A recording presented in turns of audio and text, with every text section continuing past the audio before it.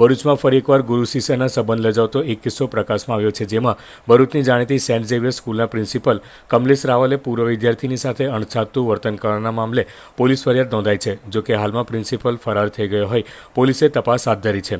ભરૂચ જિલ્લામાં હજી ઝઘડિયા જીઆઈડીસીમાં 10 વર્ષની માસૂમ બાળકી નિર્ભયાને તેના પાડોશી નારાધમે પીખી નાખ્યા બાદ 8 દિવસ દર્દથી કણસ્યા બાદ મોતને ભેટેલ નિર્ભયાની યાદ હજી લોકોના માનસપટ પર તાજી છે। ત્યારે ભરૂચના ફાટા તળાવ વિસ્તાર નજીક આવેલ જાણીતી સેન્ટ ઝેવિયર સ્કૂલમાં અભ્યાસ કરતી એક સગીર વયની વિદ્યાર્થીની સાથે વર્ષ 2022થી વર્ષ 2024 દરમિયાન સ્કૂલના પ્રિન્સિપલ કમલેશ રાવલે 2 વાર હવસનો શિકાર બનાવવામાં આવ્યો હોવાની ફરિયાદ ભરૂચ શહેર બી ડિવિઝન પોલીસ સ્ટેશનમાં નોંધાઈ છે।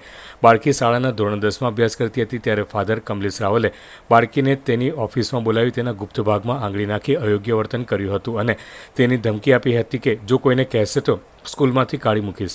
જોકે ત્યારબાદ ડિસેમ્બર 2024માં સેન્ટ ઝેવિયર સ્કૂલના ગેટ ટુગેધરમાં આ વિદ્યાર્થીની ગઈ હતી ત્યારે ફરી એકવાર પ્રિન્સિપલે તેને નિશાન બનાવી હતી।